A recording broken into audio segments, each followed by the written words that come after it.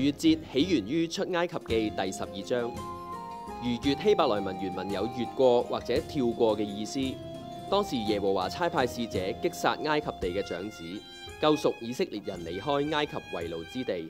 耶和華吩咐以色列人宰殺羔羊，將羔羊嘅血塗抹喺門楣同埋門框上邊，作為保護嘅記號。當使者擊殺長子嘅時候，見到有記號嘅房屋就會越過。耶和華吩咐以色列人每年守逾越節，作為永遠嘅定例。節期喺12章17節稱為無酵節。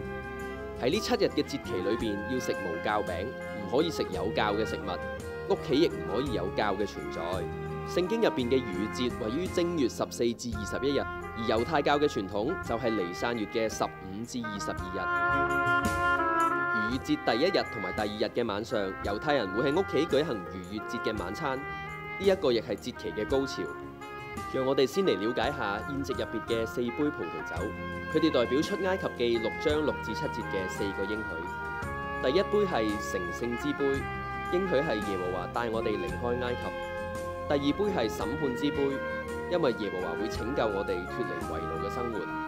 第三杯係救贖之杯，因為耶和華會用大能嘅手拯救我哋。第四杯就係讚美之杯，因為耶和華要我哋作佢嘅子民。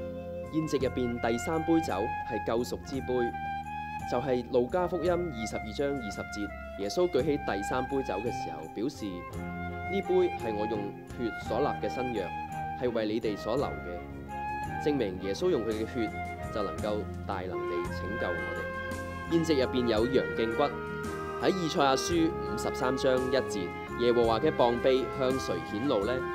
當中嘅膀臂就同羊頸骨嘅希伯來原文相同，表示舊約時期基督嘅身份被隱藏，但係將會向有信心嘅人顯露出嚟。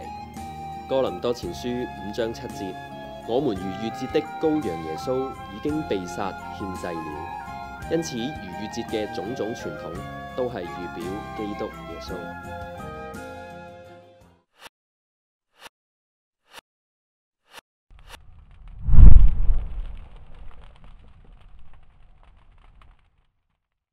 如果你想知道更多，歡迎你嚟 like 同埋 share 我哋國度復興報嘅 Facebook 專頁。